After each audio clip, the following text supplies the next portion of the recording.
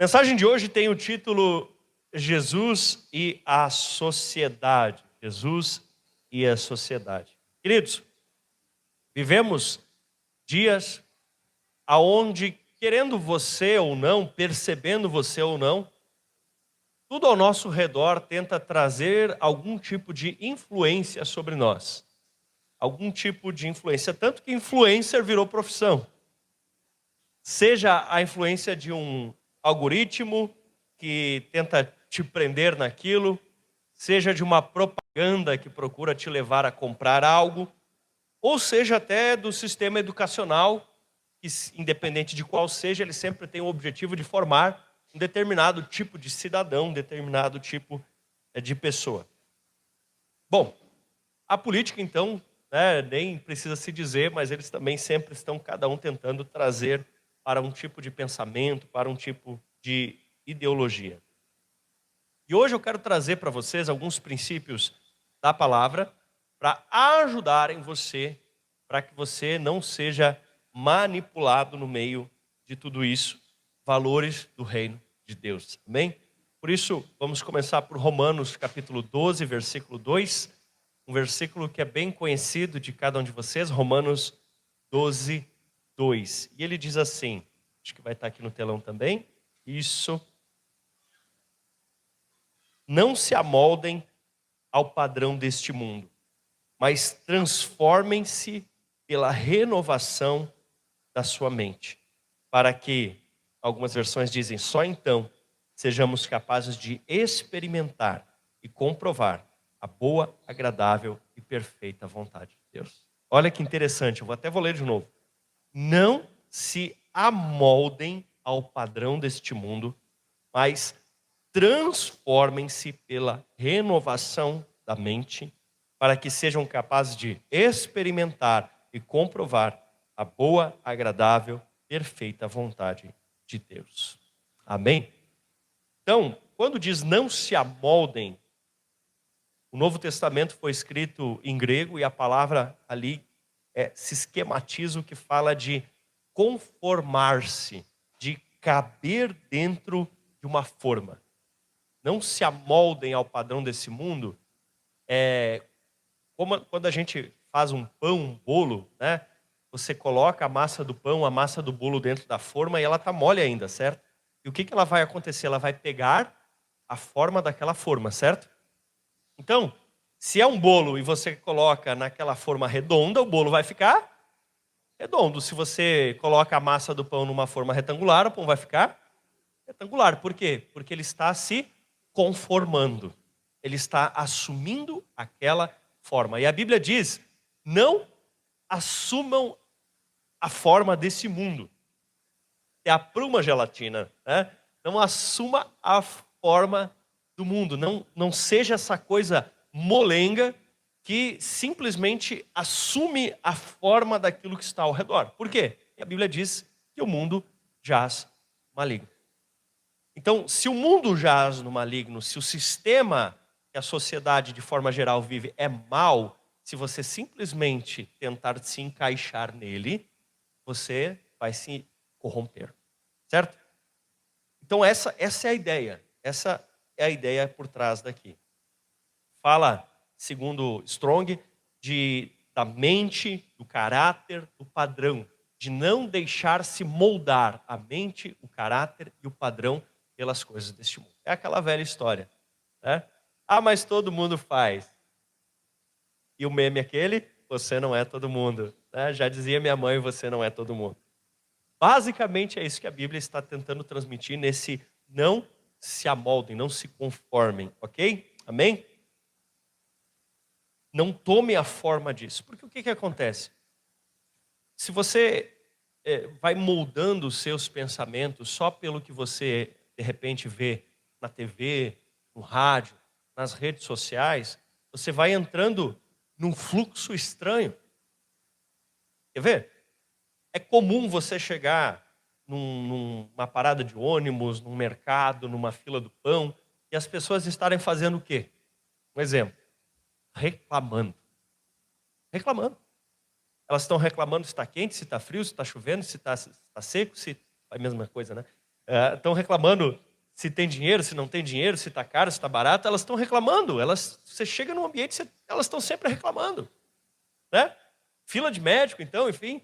Chega num lugar, murmurando, reclamando, e você vai pegando o jeito da coisa. Você vai aprendendo a ter menos gratidão. E a gente vai pegando o fluxo disso nos ambientes que a gente está. Dependendo do ambiente que a gente fica, se a gente não ativa, a Bíblia chega a dizer, não se enganem, as más conversações corrompem os bons costumes. Você precisa manter, eu digo, a sua consciência no on, né? Manter a sua mente ligada para não entrar nesse fluxo. Amém? Bom, agora, se você já se conformou, você estudou anos na escola sendo colocado num padrão, você assistiu à televisão e foi colocado num padrão, você conviveu com pessoas e foi colocado num padrão, como trazer essa mente agora, então, de volta aos padrões de Deus? Como trazer essa mentalidade, esse jeito de ser, como trazer esse caráter de volta àquilo que nunca deveria ter saído? Como fazer isso? E aí, ali diz, não se amoldem mais, transformem-se. Transformem-se, e vem daí do grego a palavra metamorfo, que fala transformar, inclusive transfigurar. É a palavra que deu base ao que conta lá quando Jesus é transfigurado. E Pedro, Tiago e João dizem, olha, vamos fazer aqui barraquinhas também, porque Jesus tem a sua forma transformada de um modo sobrenatural. Sobrenatural. Não é, quando eles olham para Jesus ali transfigurado, eles não veem mais a figura simplesmente de um ser humano. Eles veem a figura divina. Porque é o quê? Transformar. Transformar. Amém? Então o que acontece? O mundo vai nos colocando nos seus moldes, nas suas formas, e o nosso jeito de pensar vai ficando preso naquilo. Para mudar, você precisa de uma intervenção sobrenatural, que é o Espírito Santo de Deus. E o Espírito Santo de Deus, ele vai fazendo o quê? Vai transformando, ouso dizer, transfigurando. Ele vai tirando você de uma imagem da terra caída para uma imagem divina restaurada. Ele vai transfigurando você, vai mudando o seu jeito de pensar. E isso não se dá apenas com o ensino. No culto passado a gente falou muito sobre o estudar a palavra. E eu quero dizer para você que o estudar é maravilhoso e totalmente necessário, como falamos semana passada. Mas uma vez que você se amoldou aos padrões desse mundo, uma vez que seu jeito de pensar, o seu caráter, a sua mente se conformaram com as coisas dessa terra, só um milagre sobrenatural do agir do Espírito Santo pode libertar os teus pensamentos para que você volte a pensar novamente de uma forma clara. Então já começa a dizer hoje, Senhor, abre os meus pensamentos, abre o meu entendimento. Comece a dizer aí, Espírito Santo, me ajuda. Se tem alguma coisa que eu estou conformado com as coisas deste mundo, abre os meus pensamentos para que eu entenda da forma correta, da forma bíblica de se entender as coisas. Amém? Nós crescemos aqui e agora precisamos que o Espírito Santo nos liberte. Bom, primeira coisa, primeiro título de hoje é Guerra e Paz, mas não vou falar do Toy Story.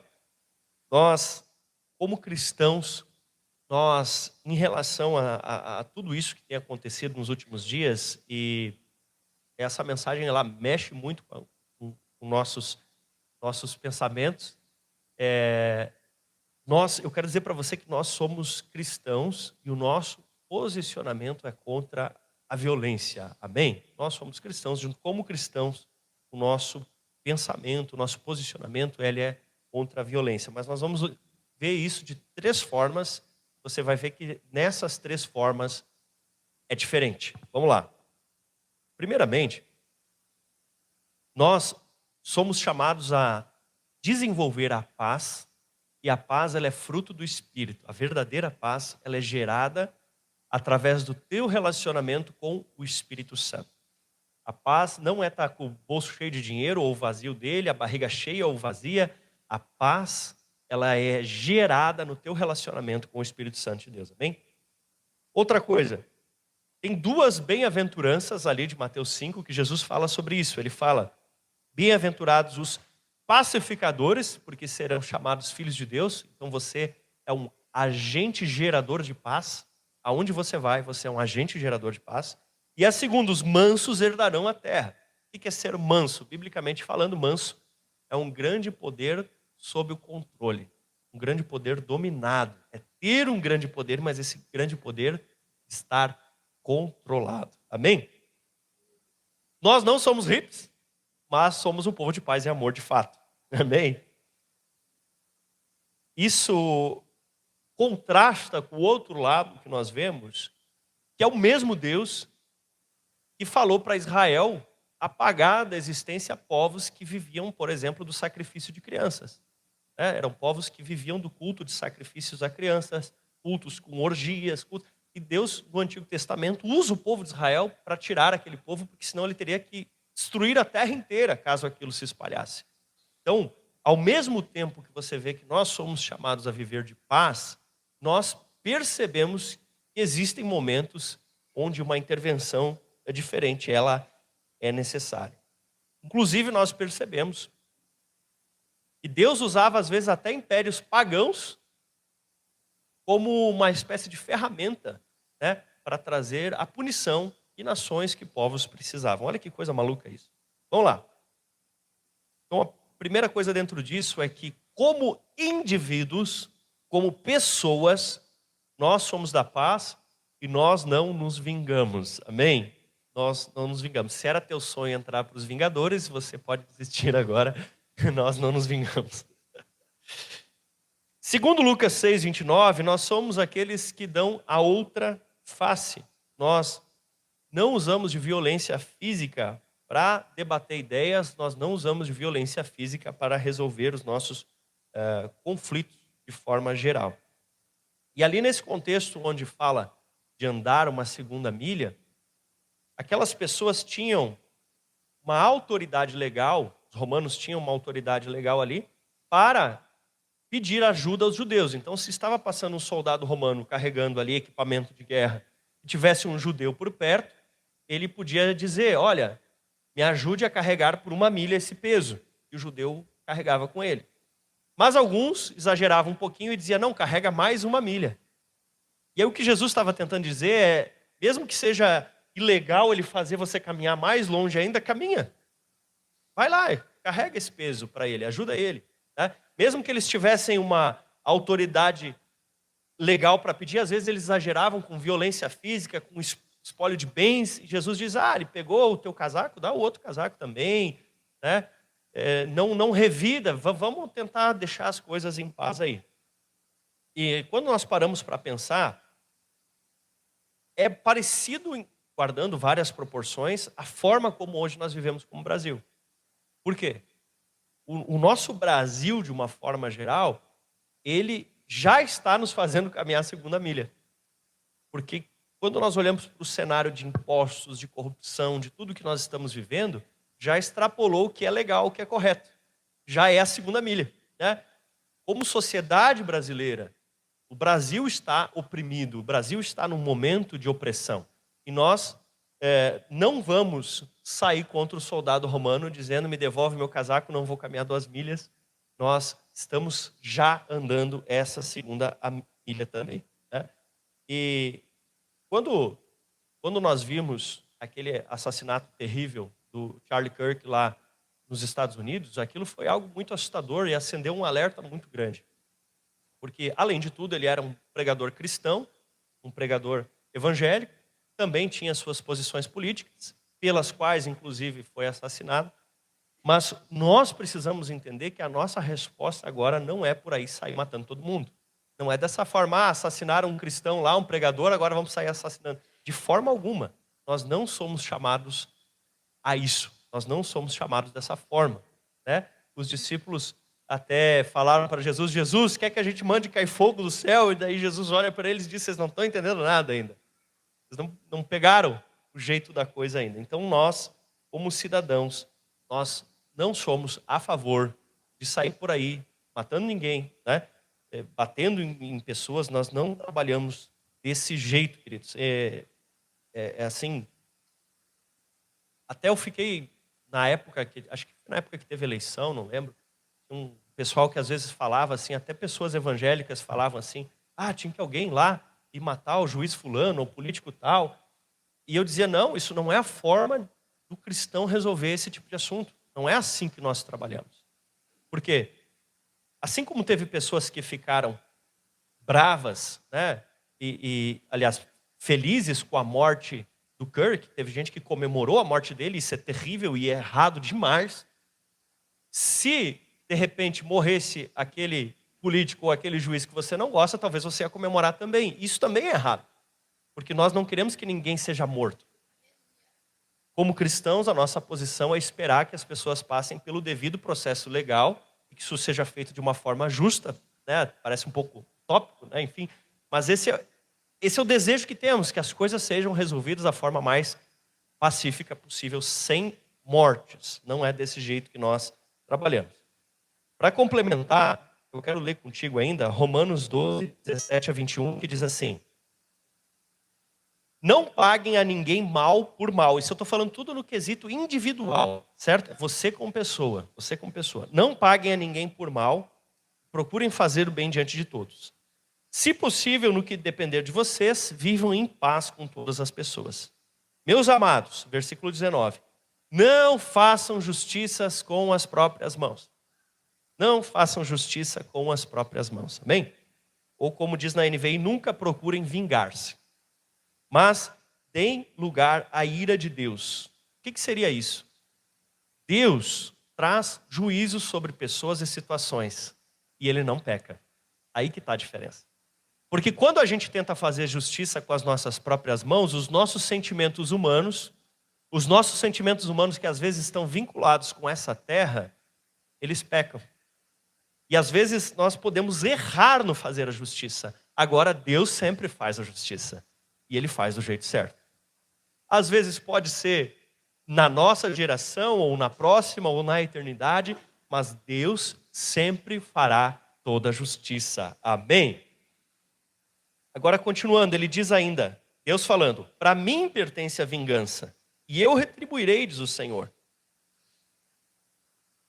E continua a revelação do Espírito Santo aqui em Paulo, Romanos 12, dizendo assim: façam o contrário. Se o seu inimigo estiver com fome, dê-lhe de comer. Se estiver com sede, dê-lhe de beber. Porque fazendo isso, amontoará brasas vivas na sua cabeça. Olha só, não deixe vencer pelo mal, mas vença o mal com o bem. Amém? Então, no âmbito individual, nós somos o povo da paz, o povo que faz o bem, o povo que não se vive. Agora vamos falar então um pouco como nação, certo? Como nação. Se o Brasil entrar em guerra, o brasileiro sim tem liberdade de lutar. Todo país ele tem dispositivos que mostram a lei da paz e a lei da guerra. Quando um país entra em guerra, tudo muda. As fábricas começam a fazer armas, tudo muda, tudo muda. É óbvio que nós não queremos guerra, mas os países sim têm essa liberdade de se defender. Inclusive, né, como cristãos, de lutar na guerra, ainda que o nosso desejo seja que elas nunca existam. E como família? Como família, quando nós olhamos para Efésios 5, é óbvio que nós temos o direito de defender a nossa família. Se vem alguém querendo agredir a esposa, o marido tem que pular na frente e defender ela. Agora, com muita sabedoria, porque hoje em dia a gente não sabe o que pode vir ali, né? Pode estar maluco, e enfim, tem que ter muita sabedoria. Não estou incentivando ninguém a resistir a assalto, não é nesse sentido. Mas, como família, nós podemos sim defender a nossa família, defender os nossos filhos, defender a esposa, defender a família. Amém? Isso também é um direito que nós temos. Então, o nosso caminho é sempre buscar a paz. Pastor, mas tem assuntos que precisam ser debatidos de uma forma acalorada. Sim, mas você é crente e você não fala palavrão. Amém? Você pode falar com firmeza, você pode falar com força, com veemência, mas você não fala a palavra torpe, porque a palavra diz que nenhuma palavra torpe saia da vossa boca. Amém? Nada de palavrão, nada de palavrão. Nada de palavras, às vezes, uma entoação, um tom forte, mas não precisa falar palavrão, não precisa gritar. com firmeza, com seriedade, debata o assunto. É muito importante debater, é muito importante conversar, é necessário, mas sem agressão física. Amém? Nós precisamos sim ser fortes, nós precisamos sim ser preparados, mas não quer dizer que nós vamos cair na briga. Você pode ver que o mesmo Jesus que fala para eles comprarem espadas em Mateus 22, 36, quando levou em João 18, 22 um soco na cara, ele não reagiu. Então não é sobre ser fraco, é sobre ser da paz. Você pode e você deve ser forte, mas ser da paz. Amém? Ser da paz. Isso é um assunto que eu acho que nós precisamos formatar a mente, né? Transfigurar a mente. Somos o povo da paz. A segunda coisa é em relação à assistência social. Olha só o que nos diz 2 Tessalonicenses 3,10. Porque enquanto ainda estávamos com vocês, ordenamos isso: se alguém não quer trabalhar, que também não coma. Então, quero dizer para o trabalho é uma coisa boa. O trabalho não é uma maldição de Deus. Pastor, mas na Bíblia diz que o trabalho é uma maldição de Deus. Não é. Me mostra um versículo que diz que o trabalho é uma maldição de Deus. Não está escrito. Na verdade, o que está escrito é João 5,17.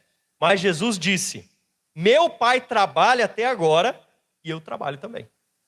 Então, como cristão, nós somos o povo que trabalha, a não ser que você esteja aposentado ou por algum motivo de saúde, enfim. Né? E aí não é que você não quer, que você não pode. É diferente. Do contrário, nós somos a ser o povo que trabalha. Amém? Nós somos o povo que trabalha. E dentro dessa lógica, nem a igreja, nem o Estado tem obrigação nenhuma de ajudar a pessoa que não quer trabalhar. Certo? Ela não tem vontade. Ela não tem vontade, ela não quer. Não tem obrigação, não tem essa obrigação. Agora é diferente daquela pessoa que ela até quer, mas por algum motivo ou perdeu o emprego, ou o emprego dela, ela está trabalhando, mas o emprego não está sendo suficiente, ela está tentando se reorganizar, ou passou por algum problema, até às vezes até emocional, uma depressão muito profunda, uma tristeza, não conseguiu. Aí é diferente. Aí é diferente. É outra situação. É outra situação. Como já disse o Ronald Reagan, o melhor programa social é o emprego. Como cristãos, nós temos o desejo de ajudar as pessoas com a marcha do amor? Claro. Nós vamos doar alimentos? Claro. Mas nós vamos também, eu achei bem legal, o pessoal seguido bota vaga de emprego no grupo da igreja, né? Isso é maravilhoso. Porque essa é uma grande forma de ajudar as pessoas. Nós, como cristãos, trabalhamos nessa situação. Em 2 Coríntios, capítulo 8 e capítulo 9, você pode olhar em casa depois, nós vemos o apóstolo Paulo instruindo sobre uma situação bem peculiar. Olha o que acontece. Paulo falava com os cristãos da Macedônia, a região ali do norte da Grécia, que o pessoal da região da Judéia estava passando por um período de fome. Houve problemas, né, diversos, problemas climáticos, sociais, políticos, enfim. Estava problema na Judéia e eles estavam passando por fome. O que o Paulo fez? Passou nas igrejas e recolheu, ele fez uma coleta, ele chama. Ele recolheu ofertas para quê? Para que os cristãos da Judéia pudessem comprar comida. E ele viu que o pessoal da Macedônia foi extremamente generoso.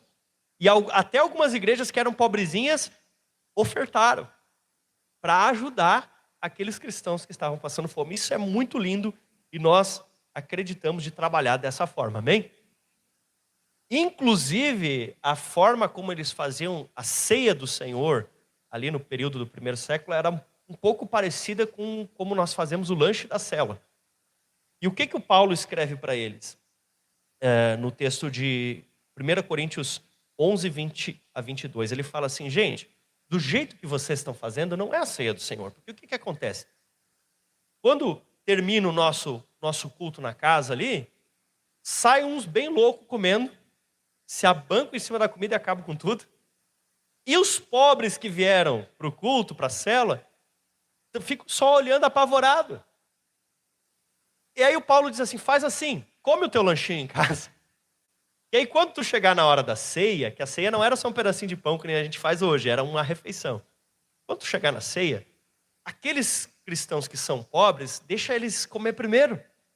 Deixa eles encher a barriga, porque às vezes é a única refeição que eles têm, a refeição da ceia. E aí deixa eles comer e depois vocês que têm em casa participem também. Façam dessa forma. Então a ceia do Senhor também funciona disso. Amém? Então acho que deu para entender de forma bem geral. Outra coisa, nós como cristãos, como nós lidamos com dinheiro e propriedade? Deus nos chama a trabalhar e multiplicar o que está em nossas mãos, usando a inteligência. E no culto passado você viu que você não é burro, amém? Mateus 25, 27 diz assim: então você deveria ter entregado o meu dinheiro aos banqueiros, e eu voltaria a receber com juros o que é meu. Portanto, tirem dele o talento e deem ao que tem 10. A lógica é muito simples. Quem não fez render ficou sem. Quem multiplicou o que recebeu ganhou mais para multiplicar mais ainda. Certo? Se você tem um dinheiro, você investe na empresa A e na empresa B. Depois de um ano, a empresa A não rendeu nada, a empresa B rendeu, você tira o que está na A e você bota na B. Porque ali está fluindo, a coisa está avançando. Ainda que talvez o foco aqui não seja o dinheiro, nós como cristãos temos que ter a mentalidade de multiplicação da parte de Deus. Amém? E se de alguma forma essa mensagem, eu sei que ela mexe com todo mundo, se de alguma forma essa mensagem está te ofendendo, talvez você precise dessa transformação que só o Espírito Santo pode trazer para você. Aí você começa a orar: Espírito Santo, transforma a minha mente, abre o meu entendimento. Amém? Então a mentalidade de Deus, ela sempre é a multiplicação. Você vai ler a Bíblia, fala multiplicando o número de discípulos, multiplicando a palavra, entrega para o banqueiro para que renda com juros. Você vai ver que a ideia da Bíblia ela é sempre de crescimento e multiplicação. O que Satanás tentou colocar na cabeça das pessoas? Uma conta de soma zero. Ele tentou colocar na cabeça das pessoas que se alguém tem um pouco mais é porque o outro tem menos. Isso não fecha com a lógica da Bíblia. A Bíblia que fala que Isaac enriqueceu, continuou a enriquecer até que se tornou riquíssimo.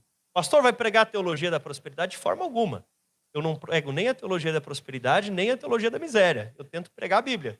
E a Bíblia fala sobre isso. Eu creio, queridos, que prosperidade é ter ampla suficiência para cumprir todo o propósito de Deus. Amém?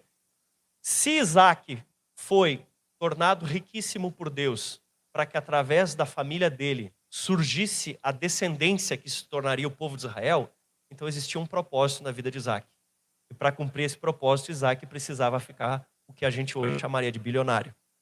Isaac precisava se tornar bilionário para cumprir o propósito de Deus. Pastor, e a viuvinha que deu as moedas? Talvez para o propósito dela, aquela condição lhe permitia viver aquele propósito. Está relacionado ao propósito que Deus tem na sua vida. Mas alguém ter muito não significa que alguém vai ter pouco. A mentalidade que o inimigo tenta colocar é uma mentalidade de ciúmes e de invejas. E nós não somos desse tipo. Amém?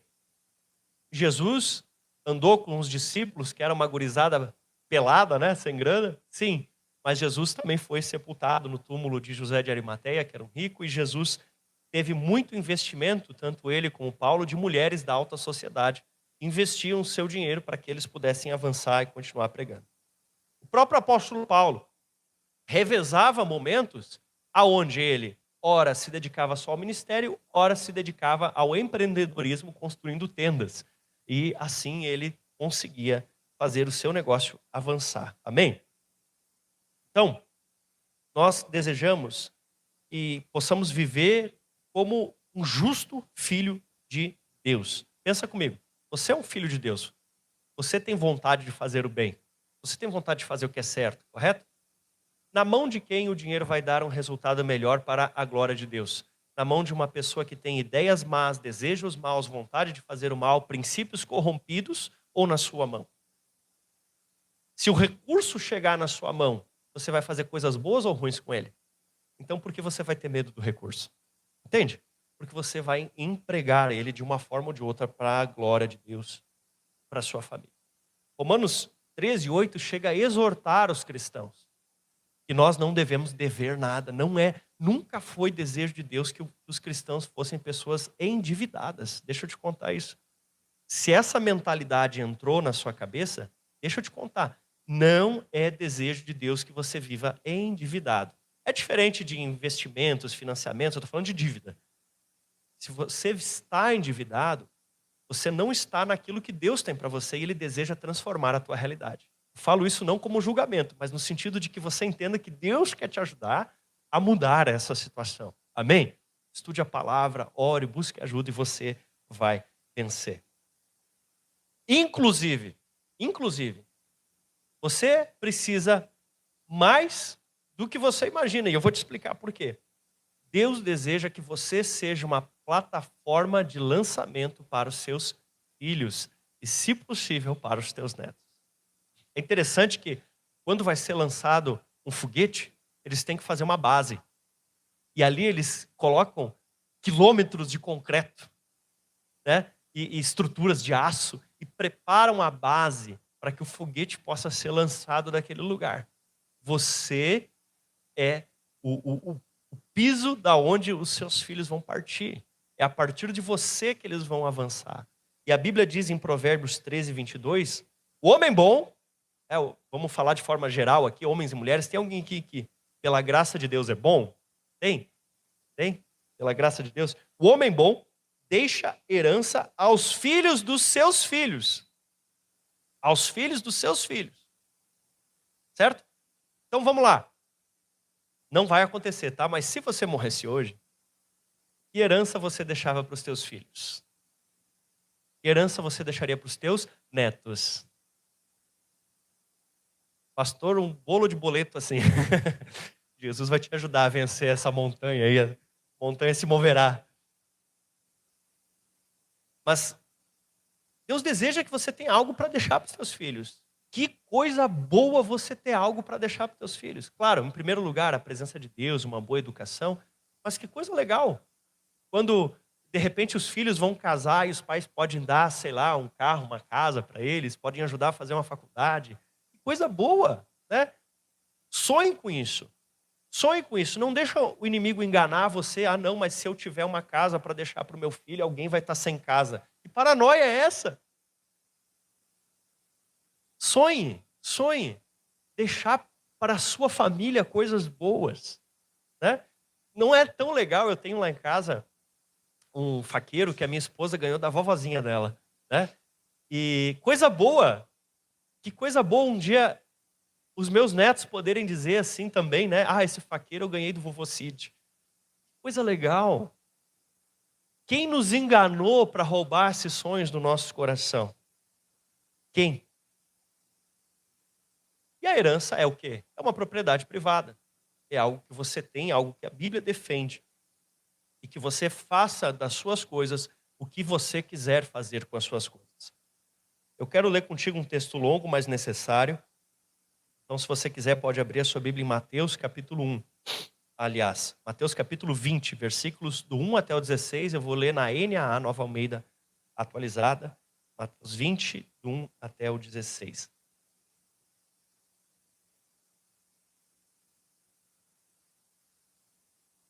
Porque o reino dos céus é semelhante a um homem, dono de terras, que saiu de madrugada para contratar trabalhadores.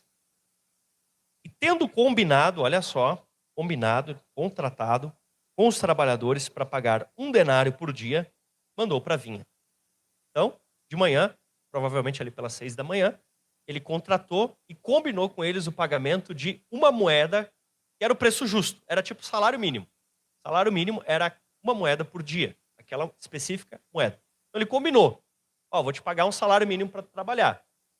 A diária é uma moeda. Então, pegou 6 da manhã, você vai receber quanto? Ok.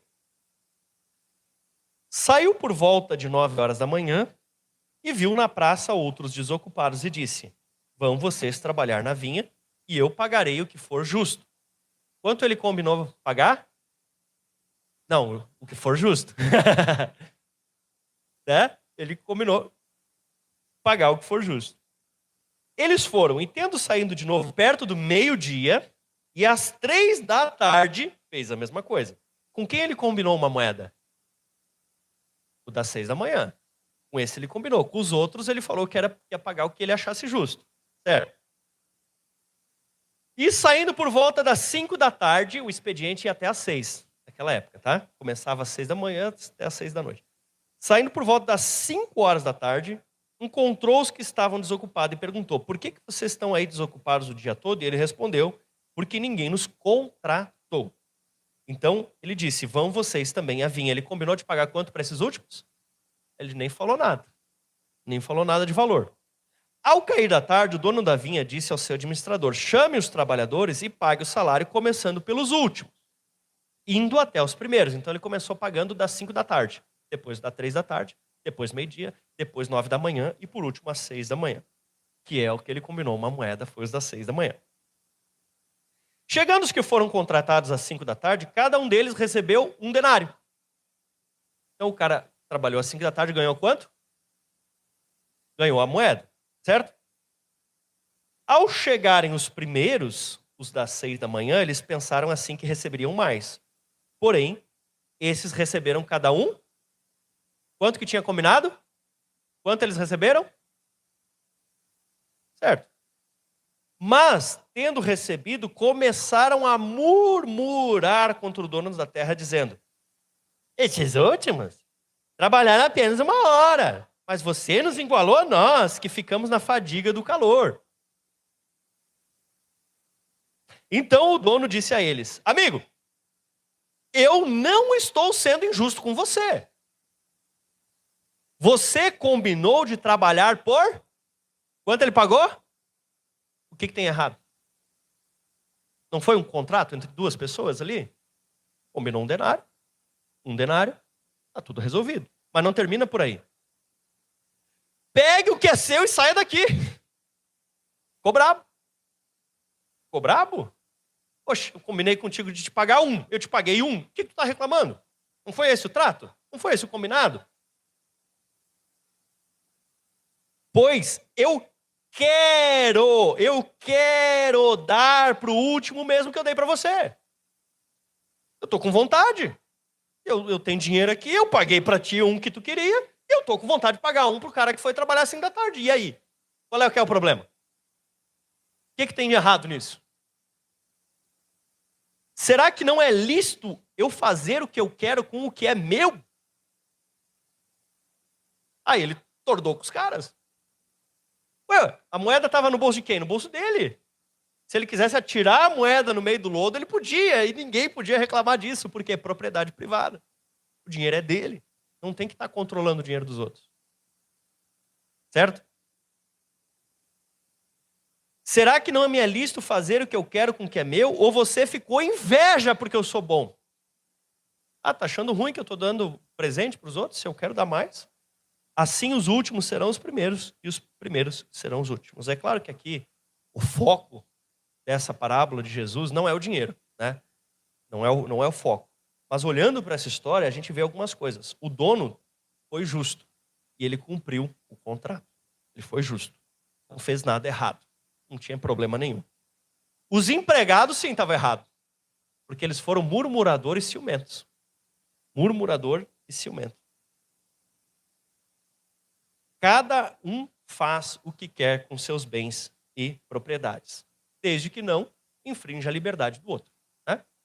Você tem um som, quer usar o seu dinheiro para comprar um som maravilhoso e morar do lado do meu apartamento, você pode comprar e ter o seu aparelho de som maravilhoso. Você não pode usá-lo às 5 da manhã, e aí você vai infringir a minha liberdade. Mas se você quiser gastar 50 mil para botar, por exemplo, um som no teu carro, eu não acho isso o melhor investimento. O dinheiro é teu, você faz o que você quiser. Outra coisa, podemos ser generosos e pagar mais do que a pessoa merece, mas nunca mesquinhos a ponto de pagar menos do que o combinado. O combinado era 1 moeda, se ele desse menos de 1 moeda, aí ele estaria errado. Pastor, eu não concordo com isso. Então vai conversar com Jesus, que é ele que contou essa história. Nós não podemos ser invejosos. Não podemos ser invejosos. A Bíblia diz em Êxodo 20:17, não cobice a casa do seu próximo. Amigo, se alguém aqui comprar uma casa nova, dá os parabéns. Diz, opa, que casa maravilhosa, vamos fazer uma célula aí dentro. Quando eu vi a casa nova do Alho, a primeira coisa que eu pensei é que dava para fazer né? E tá lá a cela maravilhosa. Coisa boa! Coisa boa, por quê? Porque isso na mão do crente gera fruto para o reino, gera resultado para o reino. Não cobice a mulher do seu próximo, e aí talvez você pensa só no sentido, ela é bonita, é feia, nesse sentido assim. Não, não só nisso. Mas tem gente que às vezes olha, porque se meu marido fosse que nem aquele lá, porque a esposa do fulano faz isso para ele, tu não faz, isso já é ciúme, né? Não cobice nem o servo, nem o boi, nem coisa alguma que pertença. Amém, gente? Nós somos chamados a parabenizar. Quando a gente olha para a nossa cidade, nós não, por exemplo, nós temos aí grandes empresas, né? Tem ali a Marco Polo, a Randon. Nós temos que ficar felizes porque tanto emprego é gerado na nossa cidade. Mas são ricos, mas pelo menos assim consegue gerar emprego. Coisa boa, deixa gerar emprego. As pessoas têm se mudado para Caxias para procurar o quê? Emprego. Que bênção é ter emprego. Que bênção ter pessoas gerando riqueza para a sociedade. Que bênção ter pessoas trabalhando. Que bênção ter pessoas dando oportunidade de emprego. Quem sabe a próxima grande empresa da cidade vai sair daqui de algum de vocês. Que você vai, de uma forma justa, de uma forma correta, de uma forma íntegra, trabalhar com honestidade, pagar o que é justo e quem sabe até ser generoso e pagar um pouco mais do que a pessoa merece, porque você é bom e quer fazer isso, né? E as coisas avançarem, você gerar empregos e pessoas não precisarem mais receber assistência social, seja do Estado ou da igreja. Por quê? Porque você deu um emprego para ela. Você está mudando, você trabalha com ética, com justiça, com honestidade. Para aqueles que aceitam, você até usa um espaço da empresa para anunciar o evangelho, sem forçar ninguém, mas com liberdade. Que coisa maravilhosa, multiplicando, tornando a vida melhor. Amém? Nosso planeta é grande e essa vida não é uma equação de soma zero. Quando nós olhamos para Provérbios 31, que mulher empreendedora. Quando nós olhamos para Provérbios 31, nós vemos que aquela mulher, ela cuidava da casa, ela vendia terreno, ela fazia negócios, ela era uma mulher sensacional. E ela fazia o quê? Ela trazia bênção para a sua família e riqueza para a sua sociedade. O trabalho dela melhorava as pessoas ao redor e, principalmente, melhorava a situação da família dela. Inclusive, olhe 1 Coríntios 3:8, que diz o seguinte. Olha só que interessante, a revelação do Espírito Santo de 1 Coríntios 3:8. Cada um receberá a sua recompensa de acordo com o seu próprio trabalho. E aqui está falando já de coisas espirituais. Quando chegar no céu, não vai passar uma régua e fazer uma média e distribuir a bênção de forma igual entre todos. Não é isso que vai acontecer. Diz aqui, cada um receberá a recompensa de acordo com o seu próprio trabalho. Tem uma recompensa que é igual para todo mundo, que é estar perto de Jesus. Essa é de graça, essa é a principal, mas existem o que também? Galardão. E esse está relacionado às nossas obras. E em Apocalipse 22:12 diz assim, eis que eu venho em breve, a minha recompensa está comigo, e eu retribuirei a cada um de acordo com o que fez. De acordo com o que fez. Então é mais ou menos dessa forma como a palavra olha para bens, riquezas e propriedades. Agora um tema sensível, não bata em mim, escuta eu terminar aqui. Governos, impostos, moral e liberdade. Tema sensível. Quando o povo de Israel pede um rei, esse aqui é um detox para sua mente, tá, irmão, essa mensagem. Quando o povo pede um rei, o Espírito Santo revela ao profeta Samuel, que está em 1 Samuel 8:5, e diz, aliás, aqui o povo fala primeiro, né? Por isso queremos agora que você não constitua um rei para que nos governe, como acontece com todas as nações. Qual era a ideia que Deus tinha para Israel naqueles dias? Deus levantava um juiz que julgava, um profeta que escutava a direção de Deus, o juiz e o profeta trabalhavam juntos e a nação era cuidada. Então tinha um conjunto de líderes e sublíderes, e tinha ali grupos de 50, grupos de 100, e através dessa organização, cuidava da sociedade. Eles dizem, não, a gente não quer desse jeito. A gente quer um rei que a gente quer ser igual às outras nações. E aí, ele traz a exortação nos versículos 13 a 18, onde diz assim: tomará as filhas de vocês para serem perfumistas, cozinheiras e padeiras, tomará de vocês o melhor das lavouras, das vinhas, dos olivais. Em outras palavras, vocês querem um governo grande, centralizador, um governo forte? Olha o que ele vai fazer. Ficará com a 10ª parte dos cereais, aqui não está falando do dízimo espiritual. O dízimo espiritual eles levavam para o templo. Está falando 10% de imposto. Eles queriam um rei. E aí Deus disse, se tiver um rei, se tiver um governo centralizado, vocês vão ter que dar imposto para ele. Qual era o imposto? 10%. Dos cereais, das uvas que vocês colherem para dar aos seus oficiais. Também tomará os servos e as servas de vocês, os seus melhores jumentos, e os empregará no seu trabalho. Ou seja, boa parte da mão de obra ia para trabalhar na máquina pública. Também tomará os seus servos e as suas servas, os melhores jovens, essa parte eu já li. Ficará com a 10ª parte dos rebanhos de vocês. Então eles iam trabalhar, mas sempre a mão invisível ia pegar ali. Dos seus rebanhos, e vocês serão seus servos. Ou seja, o povo ia ter que trabalhar uma boa parte do ano só para sustentar o governo. Deus avisou. Então, naquele dia, vocês clamarão por causa do rei que escolheram, mas o Senhor não os ouvirá. Eita! Então Deus revela ao profeta Samuel o seguinte: vocês querem ter um governo centralizado, vocês querem ter um governo grande, vocês querem ter muitos governantes, ok. Só que isso vai gerar um problema terrível por vocês. Um imposto altíssimo, altíssimo, um imposto de 10% que vocês vão ter que pagar. Você sabe de onde surgiu a expressão o quinto dos infernos? Sabem? A coroa de Portugal cobrava 20% de imposto sobre o ouro brasileiro. E eles achavam isso demais. Era chamado quinto dos infernos. Aí, porque tinha que pagar esse imposto de 20%. Então a gente está vendo uma evolução. Deus falou que 10 era demais, a coroa de Portugal já cobrava 20. Ok. De acordo com dados divulgados em 28 de março de 2025, divulgados agora, dados oficiais do Ministério da Fazenda, o imposto geral total bruto do Brasil de 2024 foi de 32,32%. Nós estamos andando a segunda milha. Nós estamos andando a segunda milha. Nós estamos dando a outra face. Nós estamos dando a capa para quem pediu a túnica. Nós estamos andando. Porque 10% era demais. No Império já era 20%. E agora o dado oficial é 32,32%. Então, se o oficial é 32,32%, o real possivelmente é até mais do que isso. Meu Deus do céu. E a Revolução Farroupilha, um dos principais motivos, sabe qual foi? Imposto do charque. Esse foi um dos motivos. Tinha vários, mas esse foi um dos. Qual era o imposto do charque que o Rio Grande do Sul pagava? 15%. E por causa de 15%, eles fizeram uma guerra.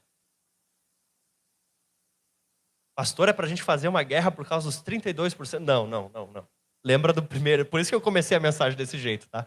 Para você não me entender mal e querer pegar as baionetas e não. Não é dessa forma.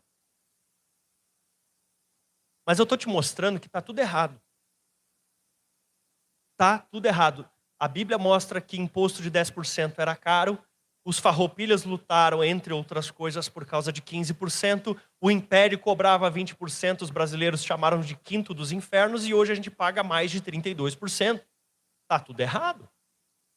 Está tudo errado e não dá para continuar desse jeito.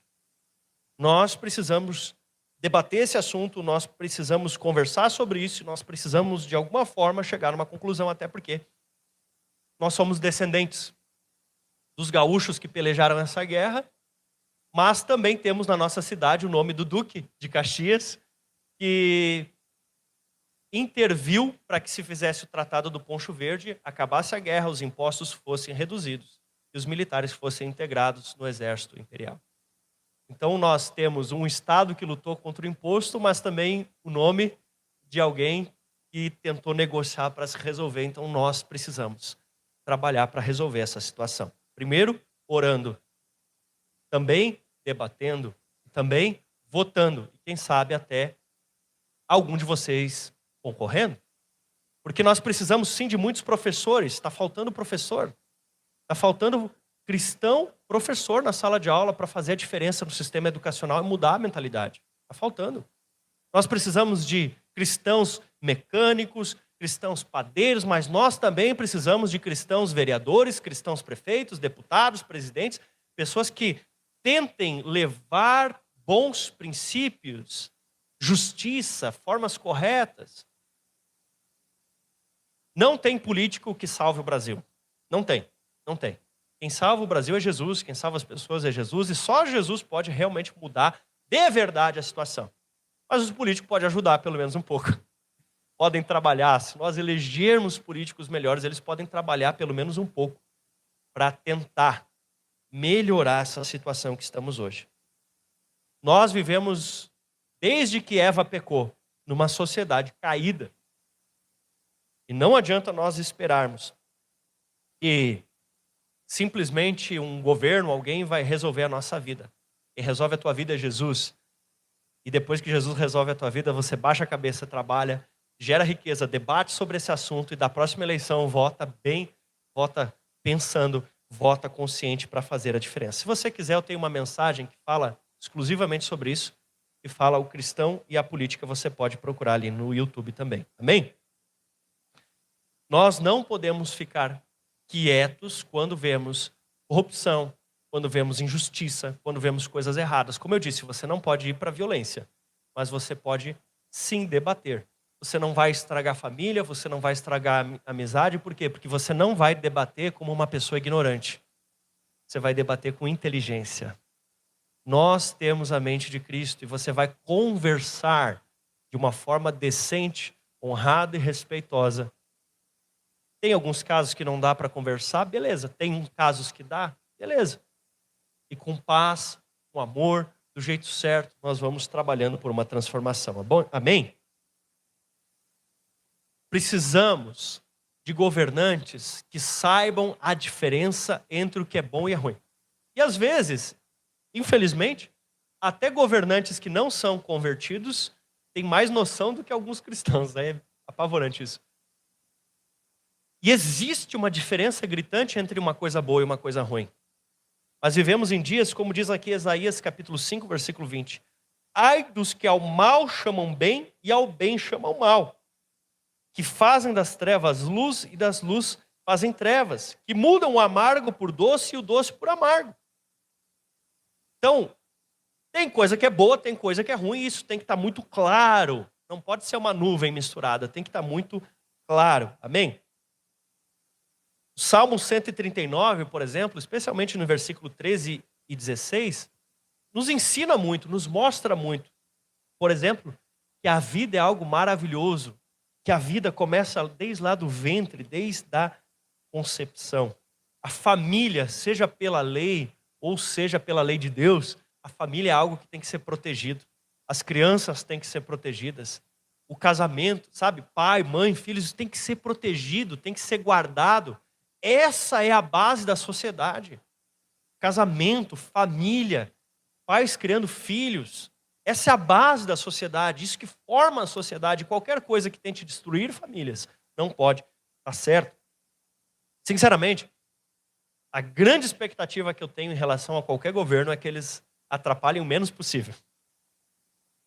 Eles atrapalhem o menos possível e o povo possa trabalhar, que seja de fato, um Estado mínimo e eficiente, não um grande Estado, mas um Estado mínimo e eficiente, que deixa o povo trabalhar, deixa o povo correr atrás, deixa o povo se virar, sabe? E se alguém estiver passando necessidade por não ter condições, que a igreja se levante para ajudar essas pessoas, amém?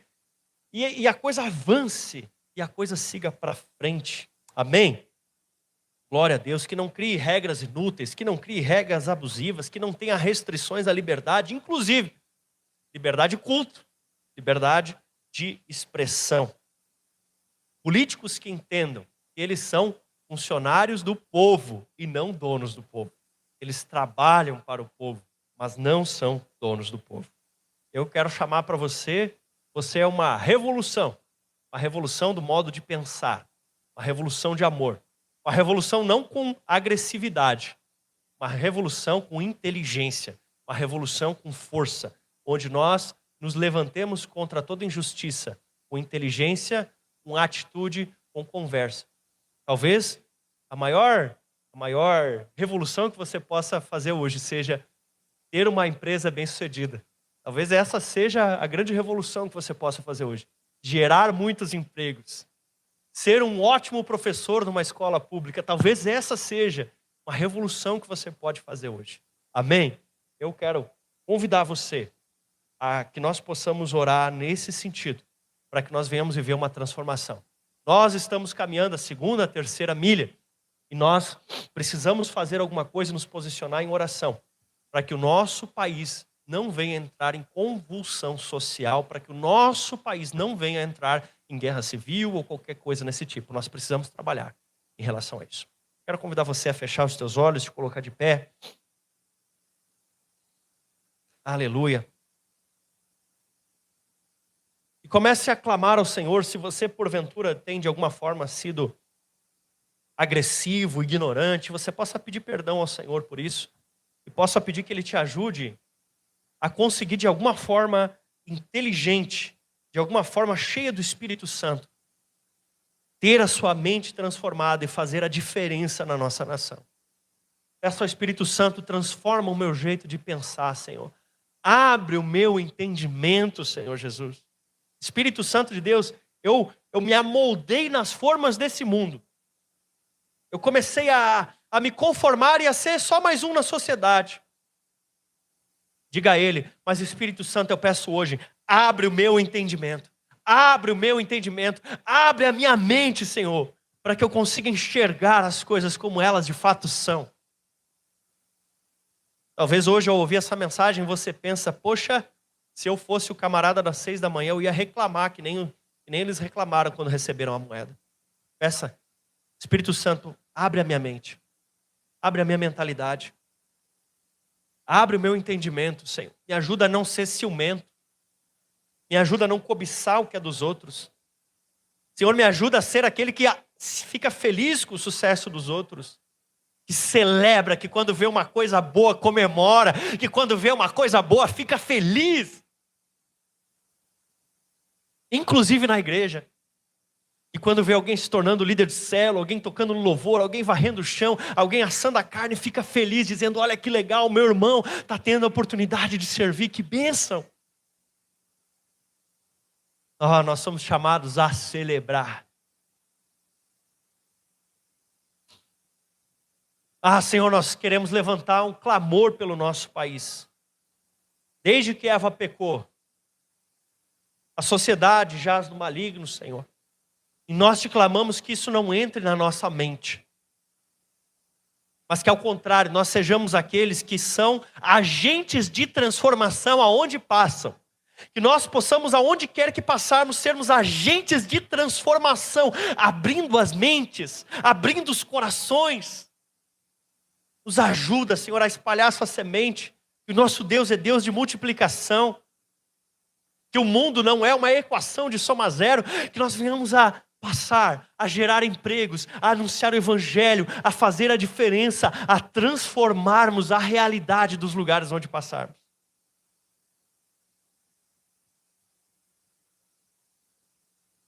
Oh, Espírito Santo de Deus. Quero chamar aqui à frente os nossos líderes de célula e os pastores presentes.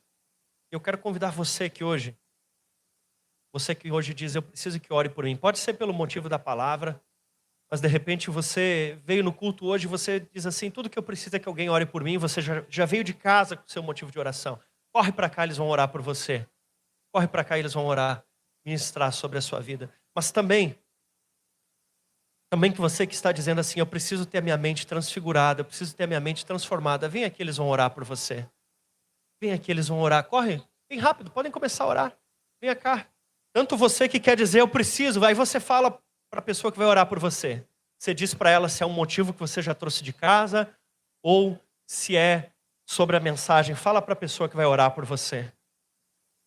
Oh, Senhor, em nome de Jesus. Espírito Santo, assim como você transfigurou Jesus diante dos discípulos e a sua aparência se tornou divina. A tua palavra diz, não se amoldem ao padrão desse mundo, mas transformem-se pela renovação das vossas mentes, para que só então possam experimentar e comprovar a boa, perfeita e agradável vontade de Deus. Nós só conseguimos experimentar e comprovar a boa vontade de Deus quando a nossa mente é transformada, é transfigurada.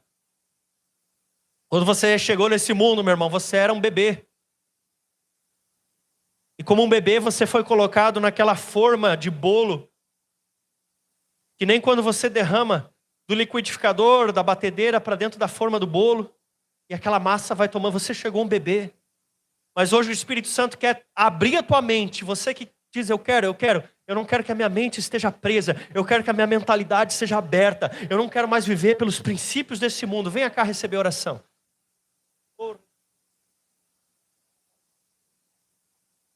Você será um agente de paz. Os teus argumentos abrirão mentes. Oh, aleluia. Você será usado para transformar realidades aonde você passar. Você é instrumento de Deus. Aleluia. Glória a Deus, aleluia. Enquanto os irmãos vão recebendo oração, você que está no seu lugar, eu quero convidar você a começar a ter sonhos em Deus. Sonhos de multiplicação. Você que está no seu lugar, eu quero convidar você a começar a orar e visualizar isso. Feche os teus olhos, você que está no seu lugar, e comece a orar e visualizar você, quem sabe, ganhando alguém para Jesus. Você liderando uma célula. Você trazendo alguém para o batismo agora em dezembro. Comece a sonhar com essas coisas, porque o nosso Deus é Deus de multiplicação. Você aumentando o número de funcionários da tua empresa, ou você abrindo uma, ou você passando num concurso e fazendo a diferença naquele departamento público, ou você como funcionário sendo luz e sal no ambiente onde você está. Através de você, mentes sendo abertas. Assim como às vezes a gente acende uma vela, e para acender outra vela a gente aproxima a vela apagada da vela que já está acesa. Você agora é uma vela acesa. E a tua cabeça precisa se aproximar da cabeça de alguém que está com a vela apagada. E a sua luz vai acender essa chama dentro do coração dela também. Aleluia. Oh, Espírito Santo, vai levantando, Senhor. Vai levantando no nosso meio uma geração de pessoas que fazem a diferença na sociedade. Vai levantando no nosso meio uma geração que faz a diferença. Pessoas que ensinam, que trabalham de uma forma justa, de uma forma correta. Pessoas que não arrumam confusão de graça. Pessoas que não saem por aí procurando briga de graça. Mas com sabedoria, tem argumentos fortes, com entendimento. Pessoas que são fortes até fisicamente, mas que sabem controlar isso com mansidão. Sabem controlar todo esse poder. Assim como Jesus, que sendo Deus Todo-Poderoso, pôde dar a outra face. Senhor, nós clamamos pela nossa nação. E sabemos, Jesus, que só você pode salvar o Brasil. E te clamamos, Senhor. Nos humilhamos diante de Ti. Pedimos perdão pelos pecados do Rio Grande do Sul. Pelos pecados do Brasil. De uma forma especial hoje, gaúchos. Nós pedimos, Senhor, perdoa os pecados do nosso estado. Perdoa os pecados do Rio Grande do Sul. Perdoa os pecados dos civis e dos governantes. Perdoa os pecados do Rio Grande do Sul. Tem misericórdia da nossa terra, Senhor. Salva o Rio Grande do Sul. Nós declaramos em nome de Jesus um tempo de avivamento sobre o estado do Rio Grande do Sul. Nós declaramos em nome de Jesus conversões acontecendo no estado do Rio Grande do Sul. Pessoas mudando o coração, pessoas mudando as suas mentes, pessoas sendo transformadas, vidas sendo salvas, pessoas entregando o coração para Jesus. Oh, Espírito Santo, age nesse lugar. Aumenta a manifestação da Tua presença, Espírito Santo. Oh, Tu és livre aqui, Espírito Santo. Tu és livre aqui, Senhor.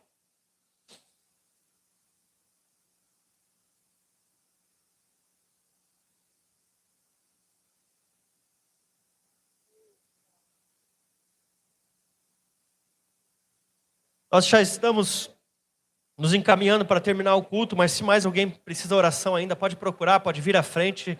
Os líderes vão estar orando por você. Nós teremos um poderoso tempo de comunhão.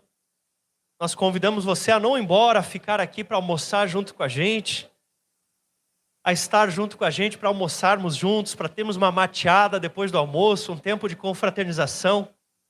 Fique aqui para conversar com os teus irmãos, para conhecer pessoas novas. Fique aqui, vamos conversar. Pai, no nome de Jesus, eu abençoo a tua igreja, para que essa palavra produza resultado a 100 por 1 nas suas vidas. E depois dessa mensagem não sejamos mais os mesmos. E a nossa mente seja transformada. Ela passe por essa metamorfose para a honra e glória de Deus. Nos ajuda, Senhor, a vivermos pelo que a Bíblia diz. E pelo teu reino. E pela revelação do teu Espírito. Assim nós oramos. Em nome de Jesus. Amém! Deus te abençoe, querido.